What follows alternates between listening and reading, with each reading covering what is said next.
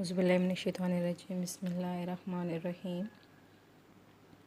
आज हम अपना लेक्चर नंबर 7 और सबक नंबर 5 मुझे मेरे दोस्तों से बचाओ के हवाले से अपनी मश्क और उसका ख़ुलासा और उसकी मश्क हल करेंगे। सबसे पहले हम देखते हैं कि जो हमारा सबक है मुझे मेरे दोस्तों से बचाओ, ये सज्जाद हैदर यल्दरम की अफ़साने ख़यालिस्तान से लिया गया है। सज्जाद हैदर यल्दरम 1880 को पैदा हुए और 1943 को उन्होंने वफ़ात पाई। वो एशिया से हिंदुस्तान आए। 1857 की जंग आज़ादी में हिस्सा लेने में उनकी जो जागीरें छिन गईं और वो मुलाजमत की तरफ आ गए। वो एक यूपी के एक कस्बे नटौर ज़िला बजनौर में पैदा हुए। उनका बचपन बनारस में गुज़रा और इब्तदाई तालीम यहीं हासिल की। अलीगढ़ से बीए किया और उसके साथ तुर्की ज़बान भी सीखी और बगदाद के बरतानवी कौंसल खाने में तर्जुमान के तौर पर काम करने लगे। कुछ अरसा कुस्तुनतुनिया में भी रहे और तुर्की ज़बान व अदब का मज़ीद मुताला किया। अलीगढ़ मुस्लिम यूनिवर्सिटी के रजिस्ट्रार के तौर पर काम किया। फिर जज़ायरैंड मान में रिन्यू कमिश्नर रहे। 1943 में लखनऊ में वफ़ात पाई। उनकी तसनीफ़ कैसी थी? सज्जाद हैदर यल्दरम तर्ज़ अदब मुर्तजिम और शायर थे। अफ़साना नफीसी और तुर्की ज़बान से उर्दू में तराजिम उनकी शोहरत का सबब बने। उनके अफ़सानों के बेशतर ख़यालात और मौज़ूआत तुर्की अदब से माख़ूज़ हैं। ख़यालिस्तान उनके अफ़सानों का मजमूआ है। इसमें रोमानियत का रंग गालिब है और ये इंशाए लुत्फ़ का उम्दा नमूना है। उनकी इंशा बर्दाश्ती में हुस्न मज़ा भी शामिल है। मुझे मेरे दोस्तों से बचाओ का हम एक खाका देखते हैं कि ये सबक शुरू कहाँ से हुआ और उसके अंदर किन किन चीज़ों के बारे में बताया गया।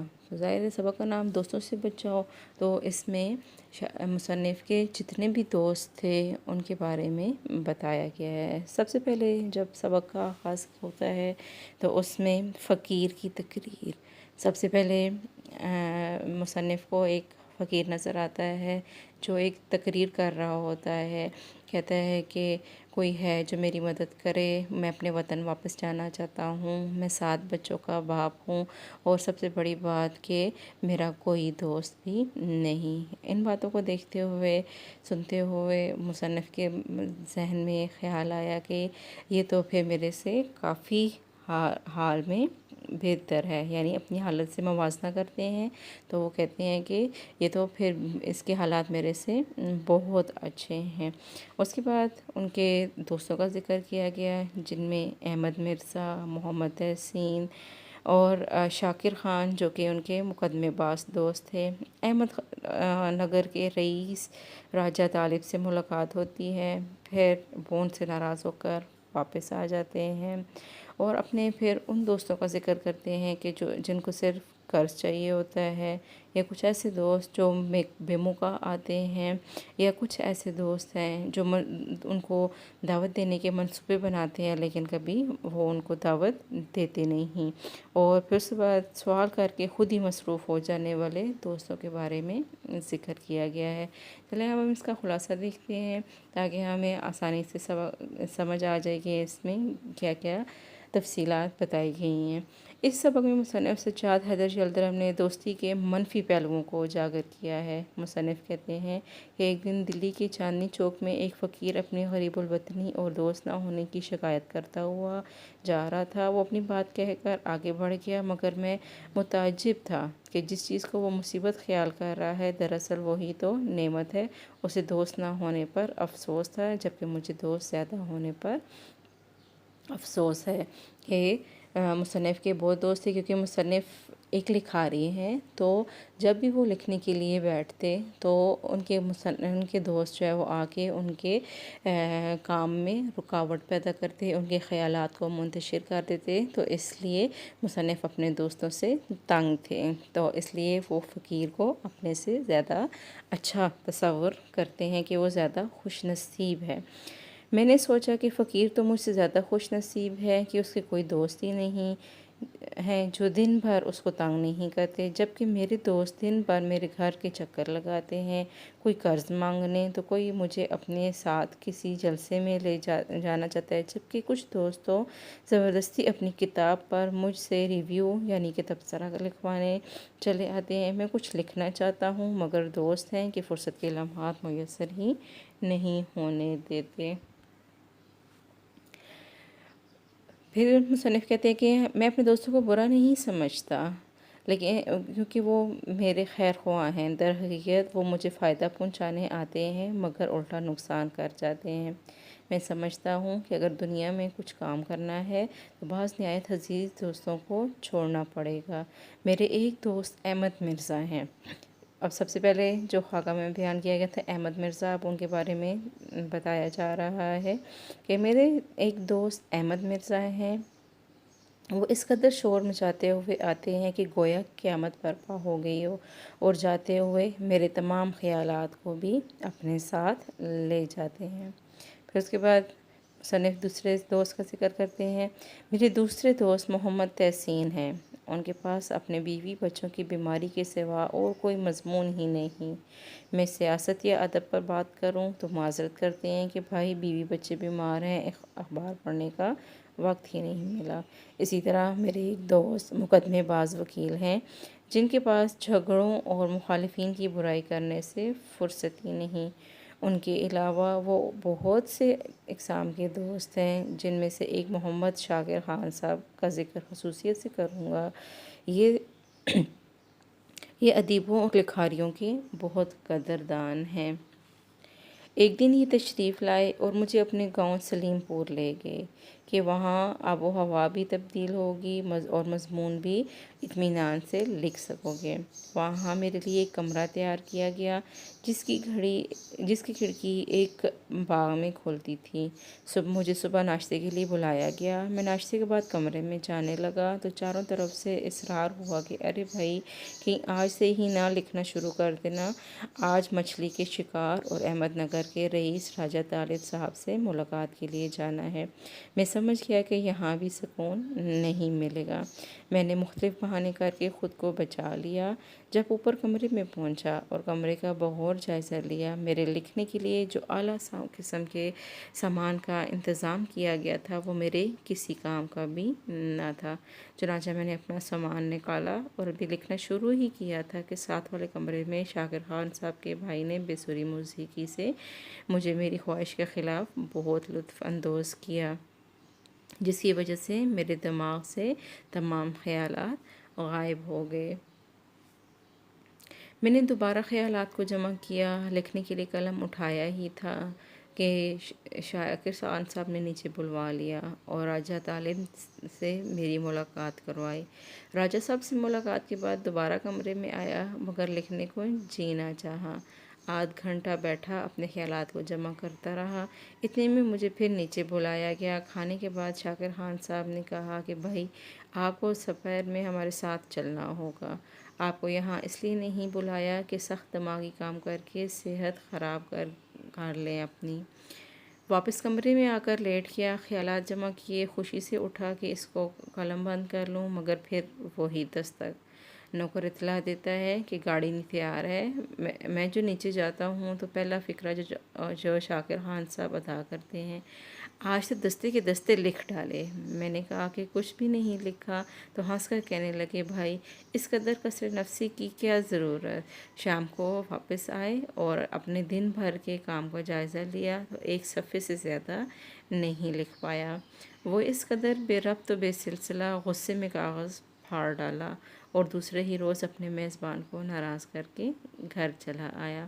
مجھے ناشکرا اور احسان فراموش کہا جائے گا مگر میں مجبور ہوں، میں ان دوستوں کو چھوڑ دوں گا۔ اس کے علاوہ بھی دوستوں کی ایک طویل فہرست ہے۔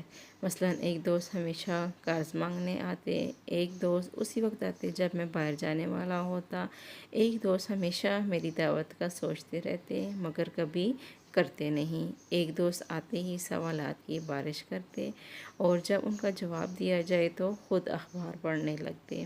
یہ سب میرے خیر طلب ہیں مگر میں ان میں ہر ایک سے یہی کہوں گا، مجھ پہ احسان جو نہ کرتے تو یہ احسان ہوتا۔ تو آپ نے دیکھا کہ اس سبق میں مصنف اپنے دوستوں سے کس حد تک پریشان ہیں کہ وہ اگر کچھ بھی لکھنا چاہتے ہیں تو وہ کچھ لکھ نہیں پاتے۔ جب آپ اس سبق کو پورا کتاب میں سے پڑھیں گے آپ کو یہ سارا خلاصہ سمجھ میں آ جائے گا اور آپ کو پڑھ کے بھی دلچسپی معلوم ہوگی۔ اب ہم اس کے مختصر سوالات کی طرف چلتے ہیں۔ سوال نمبر 1، چاندنی چوک میں فقیر کی تقریر کا لب لباب کیا تھا؟ چاندنی چوک میں فقیر کی تقریر کا لب لباب یہ تھا: اے بھائی مسلمانوں، خدا کے لیے میری بات سنو، میں آفت کا مارا 7 بچوں کا باپ ہوں، میں پردیسی ہوں، میں اپنے وطن واپس جانا چاہتا ہوں، ہائے میرا کوئی دوست نہیں، کوئی مجھے گھر نہیں پہنچاتا، میری مدد کرو۔ سوال نمبر 2، مصنف پر اس فقیر نے کیا اثر کیا؟ مصنف کو اس فقیر کا بھیک مانگنے کا طریقہ خاص معلوم ہوا، وہ اس شخص کو دیکھنے اور اس کے الفاظ سننے کے لیے رک گیا۔ مصنف نے فقیر کو بہت سے امور میں خود سے بہتر پایا، اس لیے بھی فقیر کا کوئی دوست نہیں تھا، اس کی صحت مصنف سے زیادہ اچھی تھی۔ سوال نمبر 3، مصنف کو اپنے بے تکلف دوست بڑبڑیا سے کیا شکایت ہے؟ مصنف کو اپنے دوست بڑبڑیا سے یہ شکایت ہے کہ جب بھی آتے یہ بھونچال کی طرح آتے، گولے کی طرح دروازہ کھولیں گے اور آندھی کی طرح داخل ہوں گے، مسافہ کے لیے ہاتھ کو اس گرم جوشی سے دباتے ہیں کہ درد ہونے لگتا ہے، اور سب سے بڑھ کر یہ کہ جب جاتے ہیں مصنف کے تمام خیالات بھی ساتھ لے جاتے ہیں۔ سوال نمبر 4، محمد تحسین کی گفتگو کا محور کیا ہوتا ہے؟ محمد تحسین کی گفتگو کا محور بیوی بچے اور ان کی بیماریاں ہوتا ہے۔ محمد تحسین کی گفتگو کا محور دن رات بچوں کی فکر ہے، جب آئیں گے بال بچوں کی بیماری کا تذکرہ کریں گے، موسم کے بارے میں بات کرو تو بچوں کی طبیعت خرابی کا ذمہ دار خرابی موسم کو ٹھہرائیں گے، لٹریچر کی بات کرو تو ان حالات سے بے خبری کی وجہ سے بھی گھر کی بیماری بتائیں گے، عام جلسے میں جائیں گے تو بچوں کو ساتھ لے جائیں گے۔ اگلا سوال، مصنف کے کون سے دوست ادب کے زیادہ دل دادا ہیں؟ مصنف کے دوست شاکر خان صاحب ادب کے دل دادا ہیں، انہیں لٹریچر پڑھنے اور لٹریری آدمیوں سے ملنے کا بہت شوق ہے۔ اب ہم اپنے درست جوابات کی نشاندہی کی طرف چلتے ہیں، جس میں ہمارے پاس سب سے پہلے یہ جوابات دیے گئے ہیں۔ اس میں سب سے پہلا، آفت کا مارا فقیر کتنے بچوں کا باپ ہے؟ تو الف کا درست جواب ہے 7۔ بے حصہ ہے، مصنف نے کس مصیبت کو فقیر کے لیے نعمت تصور کیا ہے؟ درست جواب ہے دوست نہ ہونا۔ جیم حصہ ہے، مصنف نے کس دوست کو بڑبڑیا دوست کہا ہے؟ درست جواب ہے احمد مرزا۔ دال حصہ کا، شاکر صاحب مصنف کو لے گئے، درست جواب ہے سلیم پور۔ ہے حصہ ہے، مصنف کا دوست زیادہ بے تکلف اور شور مچانے والا ہے، درست جواب ہے احمد مرزا۔